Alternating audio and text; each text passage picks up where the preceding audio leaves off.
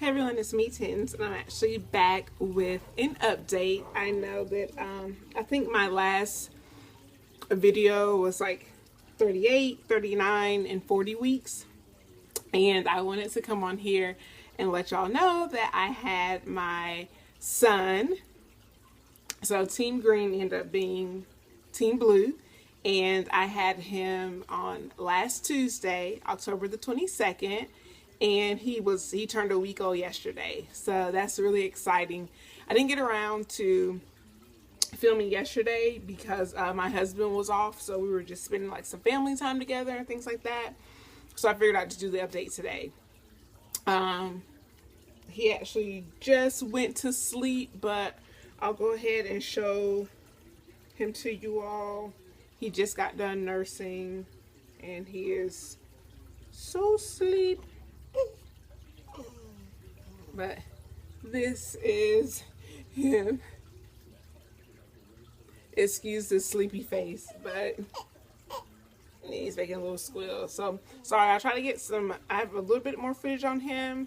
I'll try to put that in the video, or maybe just in the next few videos. But yeah, he's asleep right now. He is milk drunk. So yeah, that is who was in that little bump you saw. And I actually had him on, well, when I was 41 weeks exactly. So just a quick little synopsis or a little recap of the birth story. I'll probably go in more detail on my blog, but just so you guys can get kind of an idea of how everything ended up going down. So I was originally, my estimated due date was the 15th of this month, and it came and went so much that I was like, okay, I was at the point where I was going to have the NST testing, because once you reach 41 weeks, they have to, okay. But yeah, once you reach 41 weeks, they have to start testing to see if the baby is still okay.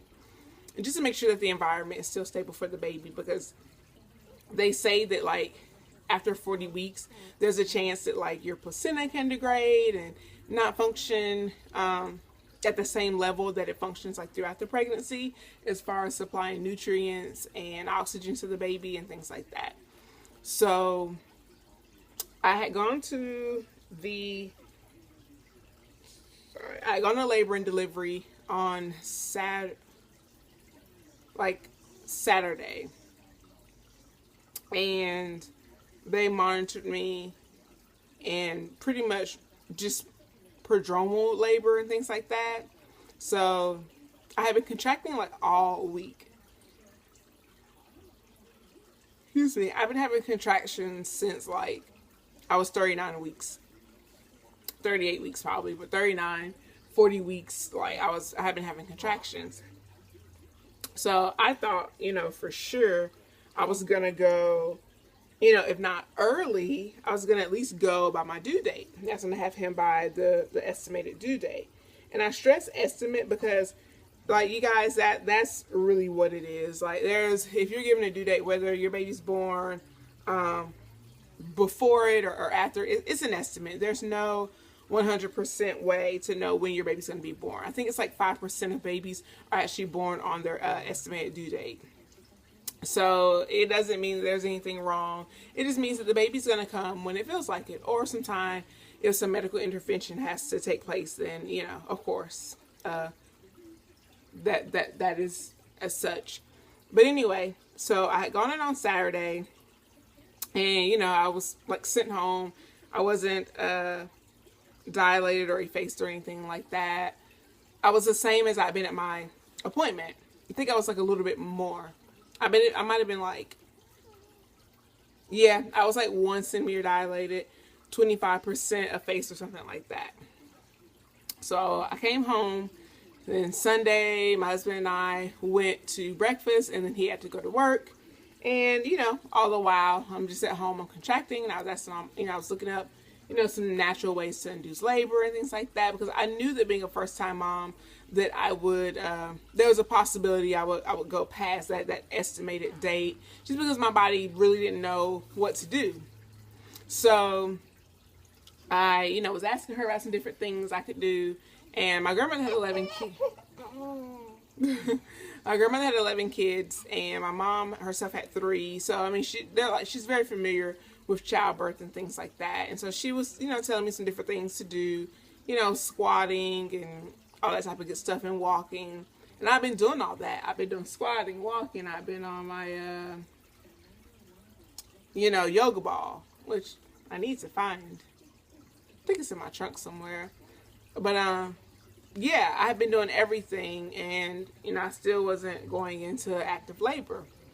So my mom tells me on Monday night, Monday evening, she's like, you need to go walk around the mall. And my husband, I kind of snapped on him, just being hormonal and things like that. So he'd gone off to get like some boxes and things to get ready for like us to move and whatnot, and just to run some errands and to just probably have some time away from his, crazy hormonal wife, which was fine. I was at home, like having a dance session, trying to dance the baby out. I was, just doing everything. And so I called him up after I got the phone with my mom, because I just needed some reassurance from her. And I said, hey, when you get back, I want to go to the mall and walk. We have a really big mall up here in Virginia, and it's like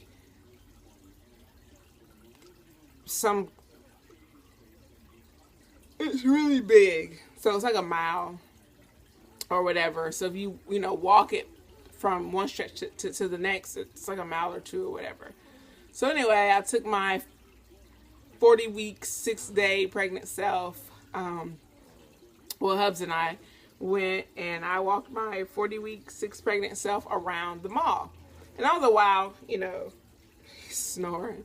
All the while I was, having contractions and things like that. And so we did our walk, and then we got smoothies excuse me, there's like hair or something in my eye. We did our walk, and then we got smoothies at an Orange Julius, and then we came home.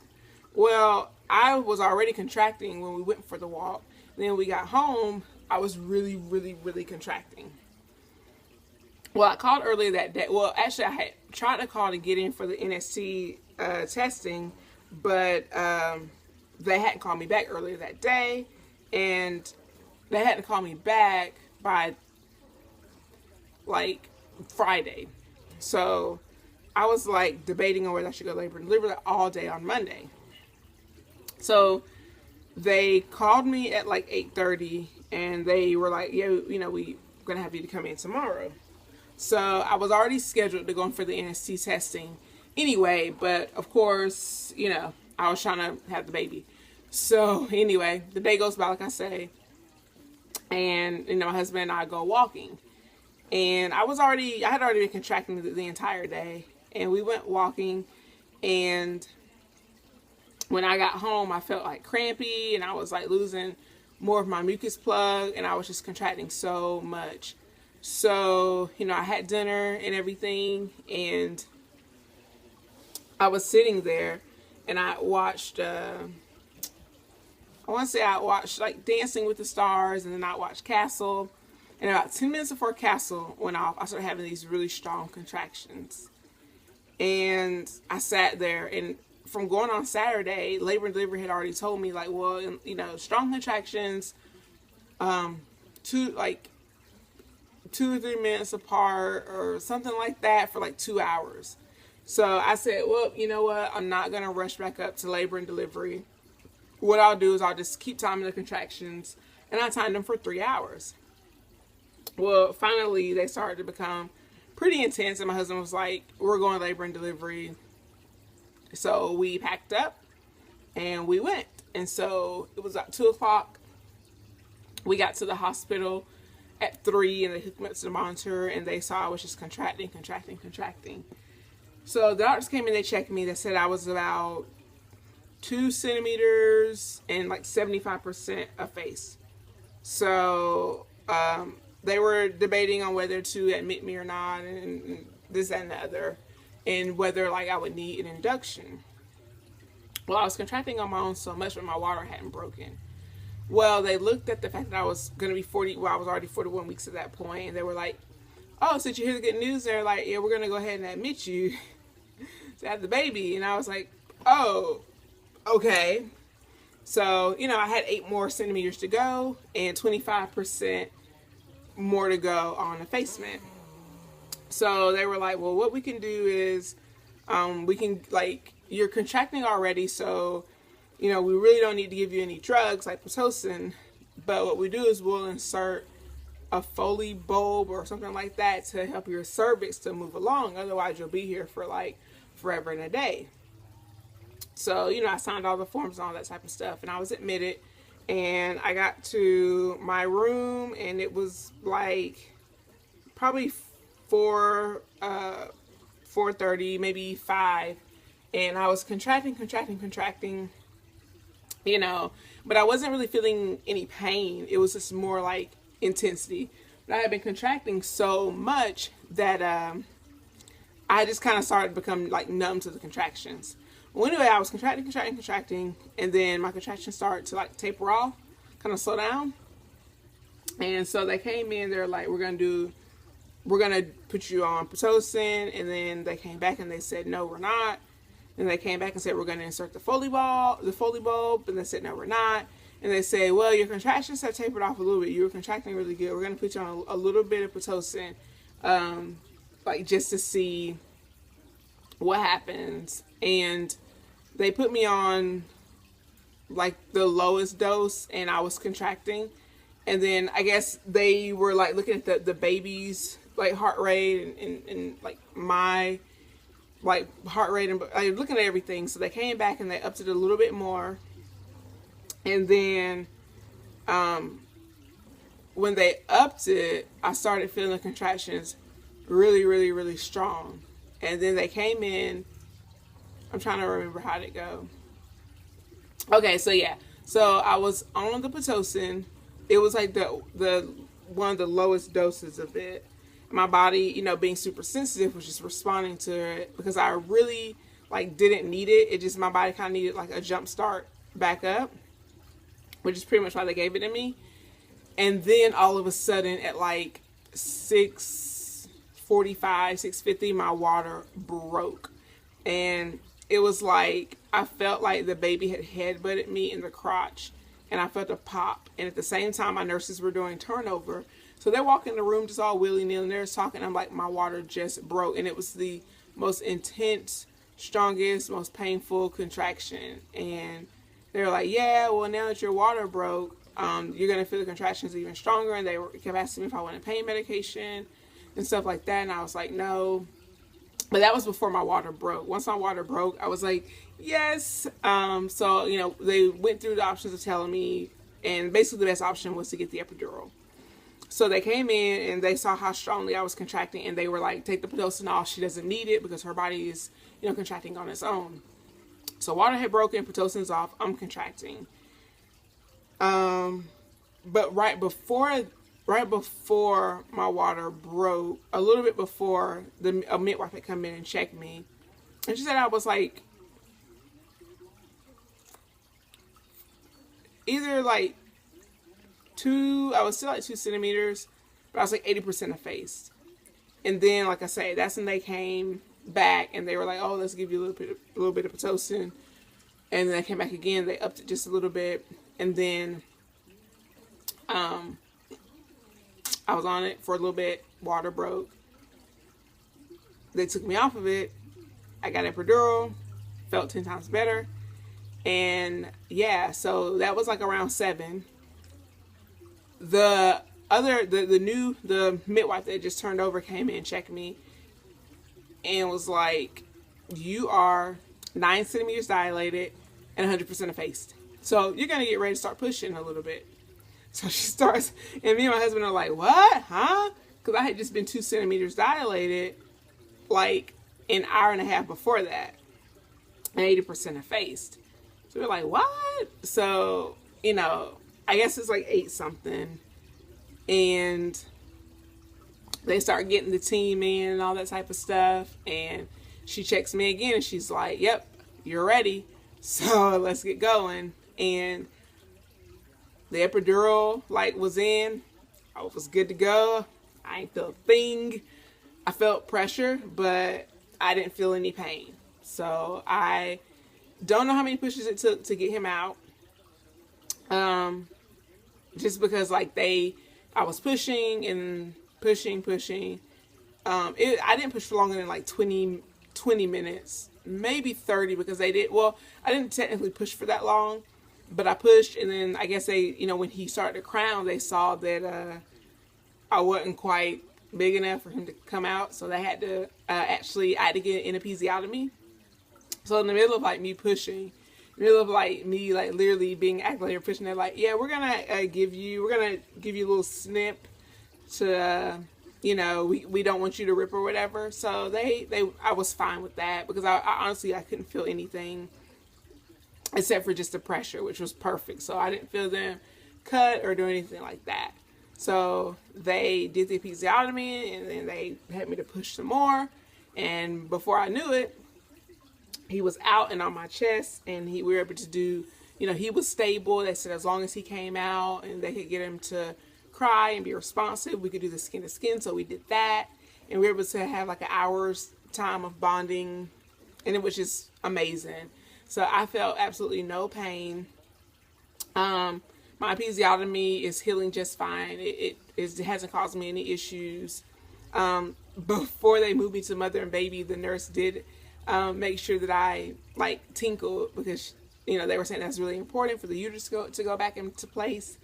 And yeah, so the whole time that we were doing skin to skin, they were like delivering the placenta and doing all that jazz. And my husband was right there beside me, and like the nurse, had held my leg, and the doctor, and then my husband had held my leg while I was pushing. And my husband actually, during the time I was pushing, I think he saw, before the baby crowned, I guess there was like, some gunk that came out, and he had to like take a knee for a little bit, but he got right back up, and he saw the whole thing. And yeah, it was really cool. We couldn't really record a lot of it. My husband had some footage of like right before I delivered, and then like the nurse was like, yeah, you can't record the actual delivery. So unfortunately, we really don't have that part on camera. But honestly, like, who really wants to see that? Like, my husband saw it, and that's fine, but I was there, so I know how it went down. And yeah, so I mean, that's pretty much it for like the birth story. It's just, I mean, I had a 6-hour labor from 3, well, as far as like from getting to the hospital to delivering him. I got to the hospital at 3. He was born at 9:37, and it was just enough time by the time they admitted me, got me to my room, hooked me up to everything, give me the Pitocin, take it off, give me the epidural. I barely had that epidural in time for it to be effective. Like, I think I had the epidural, and within an hour's time, I was ready to go. So I was so fortunate that I got it when I did. It was a real blessing. And yeah, the only downside about getting epidural is that you're super itchy when it starts wearing off, like to the point where you just feel like your skin is crawling. But I would totally do it again. I would totally try to go completely natural, but I didn't put any pressure on myself to go completely natural. It would have been nice if I could have, just for the sake of saying, hey, I went natural, but I still had the vaginal delivery that I wanted regardless, and the delivery that it didn't require any intervention. It was uncomplicated for both myself and baby. So that was the most important thing to me. And yeah, I mean, that's pretty much it. He was 8 pounds, 14 ounces. So yes, I almost delivered a 9-pound child out of this little body. Crazy, right? And 20 1/4 inches long. And yeah, I think that's all I don't remember like the head and chest and all that. So yeah, I mean, he came out with a head full of hair, and strong cry. Everything was perfect and normal. Okay, so I'm gonna go ahead and wrap it up because I'm running out of room. But yeah, it was a great delivery, uncomplicated. Thank goodness. He was perfect, healthy and normal, and you know, we were also able to start breastfeeding, which went really, really well, and it's still going really, really well. So I'll be able to update you guys on that and future videos. And yeah, so that's pretty much it, guys. I'll update you probably on him. There's not a whole lot new from last week. I mean, he was just born, but he has a 2-week check next week, so I'll be sure to update and do a video on that. And yeah, I'm just so happy, and I'm so excited to be able to share him with you all. And so really quick, guys, I wanted to do a belly shot since I know y'all kind of want to see where I'm at. Sorry about the funky lighting in the background. I'm trying to put my head in the way. I turn the light on in the kitchen. But this is my belly a week postpartum. So I have a little bit of work just right here, and just my belly button. But yep, so slowly but surely I am getting my body back. And this is my belly with the shirt down. So sorry if the lighting is funky.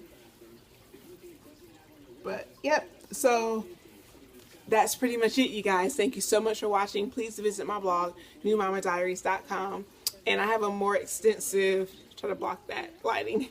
I have a more extensive update and everything on there. So yeah, until next time, guys, I'll talk to you later. Thanks so much for watching. Bye.